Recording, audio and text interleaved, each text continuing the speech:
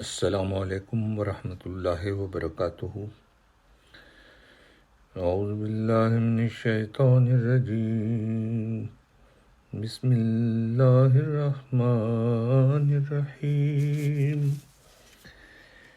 انما اموالکم واولادکم فتنہ واللہ عنده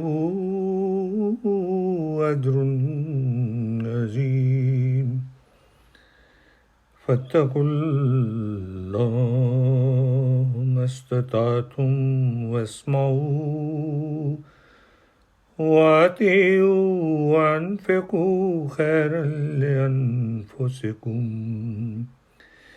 ومن يوق شح نفسه فأولئك هم المفلحون۔ إن تقرضوا الله قرضا حسنا يضاعفه لكم ويغفر لكم والله شكور حليم۔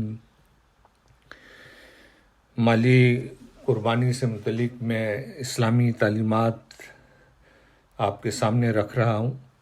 کچھ دن میں درس نہیں دے سکا، آج اسی مضمون کو آگے بڑھاؤں گا۔ میں نے پہلے شروع میں کہہ دیا تھا کہ یہ ایک بہت طویل مضمون ہے اور قرآن کریم بھرا ہوا ہے اس تعلیم سے۔ ابھی تو آدھی آیات بھی میں نے آپ کے سامنے نہیں رکھی۔ ہر درس میں مختلف مقامات سے مالی قربانی سے متعلق آیات آپ کے سامنے رکھتا ہوں۔ ابھی جو میں نے آیات آپ کے سامنے تلاوت کی ہیں، ان کا ترجمہ اس طرح ہے: تمہارے اموال اور تمہاری اولاد محض آزمائش ہیں، اور وہ اللہ ہی ہے جس کے پاس بہت بڑا اجر ہے۔ بس اللہ کا تقوی اختیار کرو جس حد تک تمہیں توفیق ہے، اور سنو اور اطاعت کرو اور خرچ کرو کہ یہ تمہارے لیے بہتر ہوگا۔ اور جو نفس کی کنجوسی سے بچائے جائیں گے تو یہی ہیں وہ لوگ جو کامیاب ہوں گے۔ اگر تم اللہ کو قرض حسنہ دو گے تو وہ اسے تمہارے لیے بڑھا دے گا اور تمہیں بخش دے گا، اور اللہ بہت قدر شناس اور بردبار ہے۔ اب یہ بھی قرآن کریم کی نہایت ہی پیاری آیات ہیں مالی قربانی سے متعلق، جس میں اللہ تعالیٰ نے پہلے تو ہمیں بتا دیا کہ یہ مال اور یہ اولاد، یہ جتھے، یہ ٹولے، یہ خاندان، یہ سب آزمائش ہیں، فتنہ ہے انسان کے لیے۔ ان کے پیچھے فتنے چھپے ہوئے ہیں۔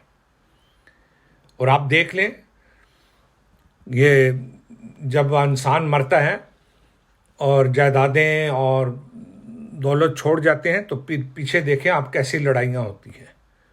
بہت کم ہی ایسے مواقع ہیں جہاں صلح صفائی کے ساتھ کوئی ورثہ تقسیم ہو جائے، وگرنہ تو پھر بھائی بھائی سے لڑ رہے، بہن بھائی سے لڑ رہے، بھائی بہن سے لڑ رہے، چچا بھتیجوں سے لڑ رہے ہیں، بھتیجے چچوں سے لڑائے۔ اور ہمارے ملک میں تو آپ دیکھیں تو روز قتل بھی اسی وجہ سے ہوتے ہیں۔ جائیداد کی خاطر کبھی بھتیجا چچے کو مار دیتا ہے، کبھی چچا بھتیجے کو مار دیتا ہے کہ جائیداد پہ میں قبضہ کر لوں۔ یہ سلسلہ چل رہا ہے انسانی تاریخ میں، انسانیت کے ساتھ لگا ہوا ہے۔ اسی لیے تو اللہ تعالیٰ نے بتا دیا کہ یہ فتنہ ہے۔ یہ نہ سمجھا کرو کہ ہمارے پاس مال آ گیا یا ہم نے آج 4 مکان اپنے خرید لیے ہیں، آج ہم نے 6 مکان خرید لیے ہیں، آج ہم نے جائیداد خرید لی ہے۔ ایک انسان کی آزمائش اتنی بڑھتی جاتی ہے، جتنا مال کی وسعت ہوگی اتنی آزمائش آپ کی زیادہ ہے کہ آپ نے اس مال کا حق ادا کیا ہے۔ اگر تو آپ اس مال کا حق ادا کرنے والے ہیں جیسا کہ اللہ اور اس کے رسول کی تعلیم ہے تو وہ مال آپ کے لیے رحمت ہے، ورنہ اللہ تعالیٰ کی طرف سے وہ عذاب ہی ہے۔ تقوی اختیار کرنے کی تعلیم دی کہ فتقوا اللہ، اللہ کا تقوی اختیار کرو، مستطعتم، جتنی بھی انسان کی توفیق ہو اس کو لڑنا چاہیے تقوی حاصل کرنے کے لیے، جد و جہد کرنی چاہیے، مجاہدہ اختیار کرنا چاہیے، بجا لانا چاہیے۔ واسمعوا، اور جو کچھ تمہیں کہا جائے، جو تعلیم تمہیں دی جائے، جو حکم تمہیں دیا جائے وہ سنو، غور سے سنو۔ واطیعوا، پھر اس کے مطابق اطاعت بھی کرو۔ یہ نہیں کہ ایک کان سے نصیحت سنی اور دوسرے کان سے نکال دی، آپ کو کچھ کہا جا رہا ہے آپ کچھ کر رہے ہیں۔ یہ تعلیم ایک بنیادی تعلیم ہے کسی صحت مند اسلامی غیر اسلامی معاشرے کی تکمیل کے لیے بھی اور اس کے قائم کرنے کے لیے بھی۔ کوئی بھی معاشرہ ہو وہ اطاعت کی روح کے بغیر کامیاب معاشرہ نہیں بن سکتا۔ دیکھیں ان ممالک میں بھی، یورپ میں، امریکہ، کینیڈا، بلکہ دنیا کے اکثر ممالک میں، ہمارے ملکوں میں بھی قوانین تو بنے ہوئے ہیں، سخت قوانین بنے ہوئے ہیں، لیکن ہم ان پہ عمل نہیں کرتے۔ یہاں آپ عمل نہیں کریں گے تو آپ کو پتہ ہے آپ کو جرمانہ بھی ہوگا، آپ کو سزا بھی ہوگی۔ ٹریفک لائٹس پہ اگر آپ نہیں رکتے تو یہاں اس کا کتنا بڑا نقصان ہے جو آپ کو اٹھانا پڑتا ہے۔ آپ کا لائسنس بھی ضبط ہو سکتا ہے، آپ کو جرمانہ بھی ہزاروں کی تعداد میں ہو سکتا ہے، ہزاروں کروڑوں کی۔ یہ الگ بات ہے کہ ہمارے ملک میں قانون کی کوئی قدردانی نہیں ہے، کوئی پرواہ نہیں کرتا۔ تو یہ قانون معاشرے کی بہتری کے لیے بنائے جاتے ہیں، اور اللہ تعالیٰ نے بھی قرآن کریم میں بہت سارے قوانین جو انسان کے فائدے اور بھلائی کے لیے بنائے ہیں۔ ان میں سے ایک یہ بھی ہے کہ آپ کو جو کہا جائے آپ اس کی اطاعت کریں، سنیں اور اطاعت کریں۔ خیرن لانفسکم، کیونکہ یہ بات تمہارے نفوس کے لیے بہت بہتر ہے۔ وَمَن یُوقَ شُحَّ نَفْسِهِ، اور جو شخص بھی بخل سے بچایا جاتا ہے، جس کی فطرت سے بخل نکل جاتا ہے، ایسے لوگ یقیناً کامیاب ہونے والے ہیں، فلاح پانے والے ہیں۔ یہ جو حرص، لالچ، طمع اور اس کے بعد پھر بخل کی عادت انسان میں آ جائے کہ وہ اللہ اور اس کے رسول اور دین کی خاطر خرچ کرنے کے لیے ڈرتا ہو، گریز کرتا ہو، تو یہ بخل اس کے لیے وبال جان ہے۔ اس دنیا میں بھی وہ طرح طرح کے آزمائشوں سے دوچار رہتا ہے، اور آخرت میں تو اللہ تعالیٰ نے تو اس کے لیے بڑے عذاب کا وعدہ کیا۔ پھر اللہ نے یہ بھی ان آیات میں کہہ دیا کہ اگر تم اللہ کو قرض حسنہ دے دو۔ اب یہاں اللہ تعالیٰ کہتا ہے جو مال تم میری راہ میں خرچ کر رہے ہو یہ تم مجھے قرضہ حسنہ دے رہے ہو، اور قرضہ آپ کو پتہ ہے واپس کیا جاتا ہے، اور اسلام کی تو تعلیم ہے کہ قرضہ ہر صورت میں آپ نے واپس کرنا ہے، یہاں تک کہ رسول کریم صلی اللہ علیہ وسلم نے فرمایا کہ جس کے اوپر قرض ہو اور وہ مر جائے تو اس کا جنازہ نہ پڑھا جائے جب تک کہ اس کا قرضہ ادا نہ کیا جائے ورثاء کی طرف سے۔ تو اللہ کہتا ہے میری راہ میں جو خرچ کرتے ہو یہ قرض حسنہ ہے، میں تمہیں واپس کروں گا۔ کیسے واپس کروں گا؟ یضاعف، اس کو بڑھا کے اور زیادہ دے کے۔ اور دوسرا اس کا فائدہ اللہ تعالیٰ نے یہ بتا دیا کہ وہ یغفر لکم، کہ مالی قربانی کے نتیجے میں خدا تعالیٰ تمہارے گناہ بخشے گا۔ یہ مضمون میں انشاءاللہ جب سورہ صف کی آیات اگلے یا کسی درس میں آئندہ بیان کروں گا تو اس میں بھی بڑے واضح طور پہ اللہ تعالیٰ نے بتا دیا ہے کہ اس کے نتیجے میں اللہ تعالیٰ انسان کے گناہ بخشتا ہے۔ اب یا تو انسان کہے کہ میں گناہ ہی نہیں کرتا، اور یہ سب جانتے ہیں کہ کوئی بھی گناہ کے بغیر نہیں ہے، بشر ہے، انسان ہے، تو گناہ معاف کروانے کا ایک ذریعہ اللہ تعالیٰ نے مالی قربانی رکھا ہے کہ تم خدا کی راہ میں مال خرچ کرو گے، اس کے نتیجے میں میں تمہارے مال میں برکت بھی ڈالوں گا، اس مال کو وسعت بھی دوں گا، اس کو بڑھا بھی دوں گا، اور اس کے ساتھ ساتھ تمہارے گناہ بھی بخش دوں گا۔ کیونکہ اللہ تعالیٰ جو ہے شکور ہے، وہ قدردان ہے انسان کا، جو خدمت انسان اس کی راہ میں بجا لاتا ہے اللہ تعالیٰ اس کی قدر کرتا ہے۔ قدر کرتا ہے تو پھر اجر دیتا ہے، قدر کرتا ہے تو پھر اس کو گناہ بھی بخشتا ہے۔ اور بہت ہی حلیم بردبار ہے، بہت معاف کرنے والا، بڑا نرم ہے۔ تو یہ آیات جن کا میں نے ابھی آپ کے سامنے ترجمہ بھی اور مختصر سے اس کی تشریح بھی کر دی ہے، آن حضور صلی اللہ علیہ وسلم نے، مجھے وہ حدیث اب پوری طرح ویسے یاد نہیں، میں اس کا خلاصہ بتا دیتا ہوں مختصر سا، کہ دو بھوکے بھیڑیے جس طرح ریوڑ پر حملہ آور ہوں بکریوں پہ، بھیڑوں پہ، تو اتنا وہ بھوکے بھیڑیے نقصان نہیں پہنچاتے جتنا انسان کی حرص، طمع اور لالچ اس کے ایمان اور اس کے اعمال کو نقصان پہنچاتی ہے۔ حضرت مسیح موعود علیہ الصلوۃ والسلام نے فرمایا کہ جو مالی قربانی کا جماعت میں ہمارے ایک معاہدہ کیا جاتا ہے کہ میں اتنا چندہ دوں گا، 1/16 جلسہ سالانہ دوں گا، 2 ہی چندے لازمی ہیں، اگر آپ موسی ہیں تو وصیت کا ہے، اگر موسی نہیں ہے تو چندہ عام ہے، جلسہ سالانہ ہے۔ فرمایا یہ معاہدہ اللہ تعالیٰ کے ساتھ معاہدہ ہوتا ہے، اس کو نبھانا چاہیے، پورا کرنا چاہیے، اس کے برخلاف کرنے میں خیانت ہوا کرتی ہے۔ کوئی کسی ادنا درجہ کے نواب کی خیانت کر کے اس کے سامنے نہیں ہو سکتا، تو احکم الحاکمین کی خیانت کر کے کس طرح اسے اپنا چہرہ دکھلا سکتا ہے؟ اور معاہدہ سے مراد بجٹ بنوانا ہے، جو ہم تشخیص فارم دیتے ہیں ہر سال کے شروع میں، مالی سال کے شروع میں، کہ بھی آپ اپنا بجٹ بنا دیں تاکہ ہم اس کے حساب سے اپنا جماعتی بجٹ بنائیں۔ فرمایا معاہدہ سے مراد بجٹ بنوانا ہے، اور خیانت سے مراد اپنی آمد پر چندہ کا نہ دینا، یہ خیانت ہے۔ مجھے اگر 100 کرونے مل رہے ہیں تو مجھے 6 کرونے اللہ کی راہ میں دینے چاہیے۔ اگر مجھے 1000 مل رہے ہیں تو مجھے 60 کرونے مہینے کا دینا چاہیے۔ اگر مجھے 6000 مل رہے ہیں تو مجھے اتنا دینا چاہیے۔ مجھے 10,000 مل رہے ہیں تو مجھے 600 کرونے دینا۔ اب 10,000 اگر آدمی مہینے کا کماتا ہے اور 600 کرونے وہ دیتا ہے تو کیا قربانی ہے؟ 9,400 کرونے اس نے اپنے لیے رکھے ہیں اور 600 کرونے اس نے اللہ کو دینے ہیں، اور وہ بھی اللہ کہتا ہے کہ میں یہ قرضہ لے رہا ہوں تم سے، 10,000 پہ اگر میں 600 دیتا ہوں تو یہ اللہ کہتا ہے تم یہ قرضہ مجھے دے رہے ہو، میں اس کو بڑھا کے تمہیں واپس کر دوں گا۔ اور پھر بھی ہم جو ہیں وہ بخل سے کام لیتے ہیں اور اللہ اور اس کے رسول کی بات ہی نہیں مانتے۔ اور میں نے کہا اس کا اصل مسئلہ اس کا سارا یہ ہے کہ اللہ تعالیٰ کی ہستی پہ ایمان ہی نہیں ہوتا۔ میں شروع دن سے یہ بات کر رہا ہوں کہ جب تک اللہ تعالیٰ کی ہستی پہ کامل یقین اور اس کی معرفت حاصل نہیں ہوگی، انسان مالی قربانی تو دور کی بات ہے، اعمال صالح بھی نہیں بجا لا سکتا۔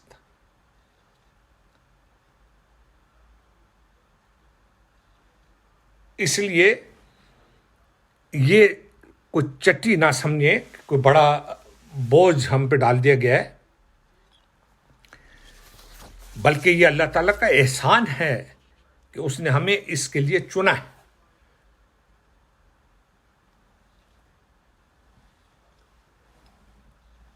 حضرت مسیح موعود علیہ الصلوۃ والسلام ایک جگہ فرماتے ہیں، بعض شخصوں کے دل میں خیال پیدا ہو سکتا ہے، یعنی بعض لوگوں کے دل میں خیال پیدا ہو سکتا ہے کہ آئے دن ہم پر ٹیکس لگائے جاتے ہیں، یہ چندہ دے دو، وہ چندہ دے دو۔ حالانکہ میں نے بتا دیا، وضاحت کر دی کہ چندے 2 ہی لازمی ہیں۔ چندہ عام ہے جو اپنی آمد کا 1/16 دینا ہوتا ہے۔ چندہ وصیت ہے، اگر آپ موسی ہیں تو وہ آپ نے 1/10 دینا ہے، یعنی اگر آپ کی 10,000 آمد ہے تو آپ نے 1,000 اللہ کی راہ میں دینے ہیں، 9,000 آپ کے ہیں۔ اور جلسہ سالانہ ہے، وہ بہت معمولی رقم ہوتی ہے، وہ 12,000 پہ میں خیال 100 کرونے بنتے ہیں۔ آپ فرماتے ہیں کہ بعض شخصوں کے دل میں خیال پیدا ہو سکتا ہے کہ آئے دن ہم پر ٹیکس لگائے جاتے ہیں، کہاں تک برداشت کریں؟ تو یہ بعض لوگ کہتے ہیں، آج کل تو یہ بہت عام ہے یہ بات، بعض لوگ حضور کو بھی لکھتے رہتے ہیں، وہ ہم نے کوئی ٹیکساس کی مشین خرید کے رکھی ہوئی گھر میں کہ نوٹ چھاپتے رہیں اور چندے دیتے رہیں۔ حالانکہ जमात की एक बहुत भारी अक्सरियत इस बशाशत फराग दिल के साथ माली कुर्बानी करती है कि आन हजूर सल्लल्लाहु अलैहि वसल्लम और आपके सहाबा के बाद उसकी मिसाल स्वाए जमात अहमदी के कहीं नहीं मिलती। फरमाया, मैं जानता हूं कि हर शख्स ऐसा दिल नहीं रखता, क्योंकि एक तबीयत के ही सब नहीं होते। बहुत से तंग दिल और कम ज़र्फ होते हैं, बहुत से तंग दिल और कम ज़र्फ होते हैं और इस किस्म की बातें कर बैठते हैं, मगर वो नहीं जानते कि अल्लाह ताला को उनकी क्या परवाह है। मैं ये फिर हज़रत मसीह इस्लाम की बात दोबारा दोहराता हूं। फरमाया, मैं जानता हूं कि हर शख्स ऐसा दिल नहीं रखता, क्योंकि एक तबीयत के ही सब नहीं होते। बहुत से तंग दिल और कम ज़र्फ होते हैं और इस किस्म की बातें कर बैठते हैं, मगर वो नहीं जानते कि अल्लाह ताला को उनकी क्या परवाह है। ऐसे शुभात हमेशा दुनियादारी के रंग में पैदा हुआ करते हैं और ऐसे लोगों को तौफीक भी नहीं मिलती। लेकिन जो लोग महज खुदा ताला के लिए कदम उठाते हैं और उसकी मर्जी को ही मुकद्दम करते हैं और इस बिना पर जो कुछ भी खिदमत दीन करते हैं, उसके लिए खुद अल्लाह ताला उन्हें तौफीक दे देता है और आलाए कलमा इस्लाम के लिए जिन अमवाल को खर्च करते हैं उनमें बरकत रख देता है। ये अल्लाह ताला का वादा है। और जो लोग सिद्क और अखलास से कदम उठाते हैं, उन्होंने देखा होगा कि किस तरह पर अंदर ही अंदर उन्हें तौफीक दी जाती है। ये मामूर मिनल्लाह की ज़बान से ये बातें निकली हैं। गौर से सुनना भी चाहिए, गौर करना भी चाहिए, बार बार इसको सुने। फरमाया, वो शख्स बड़ा नादान है जो ये ख्याल करता है कि आए दिन हम पर बोझ पड़ता है। कभी लजना का चंदा दे दो, खुदाम का दे दो, जलसा सालाना दे दो, अच्छा जी MTA के लिए भी तहरीक आ गई वो दे दो, और बहुत सारी तहरीकात हैं।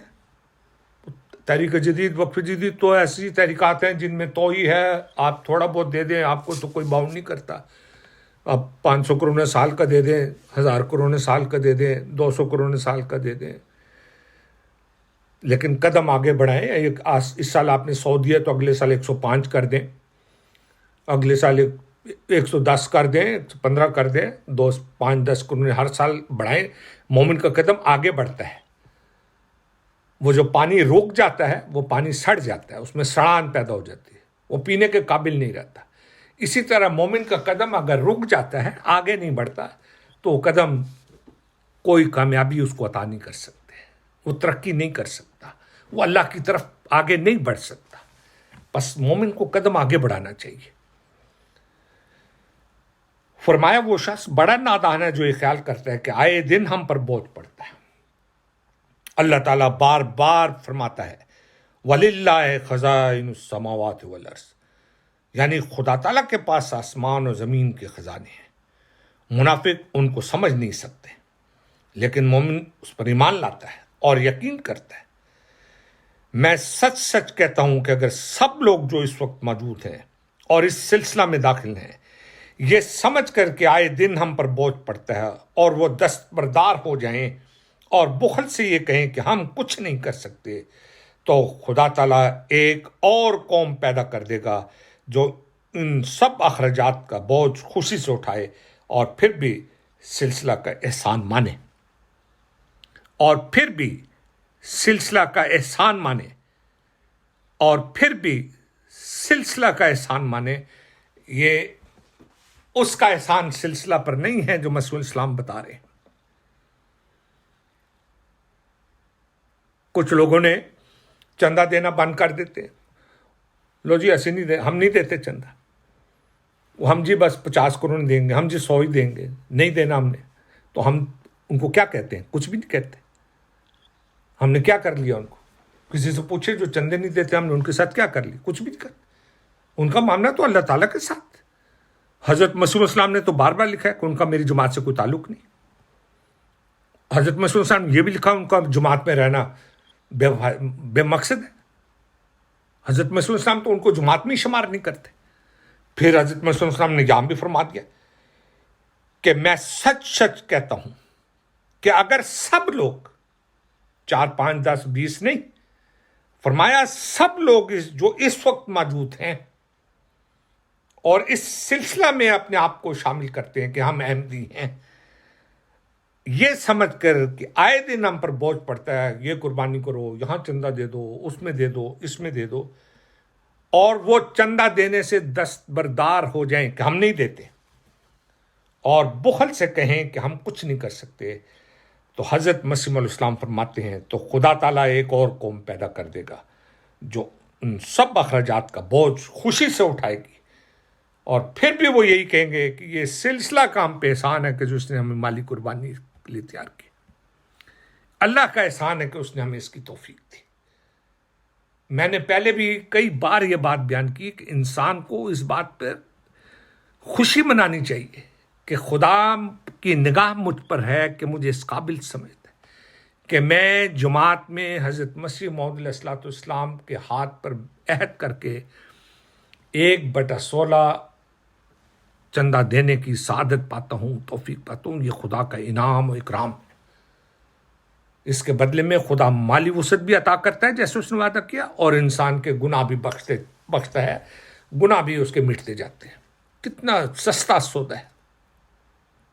انسان اپنے لیے، اپنے بچوں کے لیے خرچ کرتا چلے جاتا ہے، اپنے مکان کے لیے، ایک کے بعد دوسرے مکان کے لیے، دوسرے کے بعد تیسرے کے لیے. وہی بات ہے کہ وہ آن حضور صلی اللہ علیہ وسلم کی ایک حدیث ہے، میں پہلے بھی شاید میں نے سنائی ہوگی، کہ انسان کی حرص، لالچ اور بخل کی حالت کا نقشہ آن حضور صلی اللہ علیہ وسلم نے کھینچا ہے کہ اگر انسان کو احد پہاڑ کے برابر سونا مل جائے تو اللہ تعالیٰ کو کہے گا یا اللہ ایک پہاڑ اور دے دے.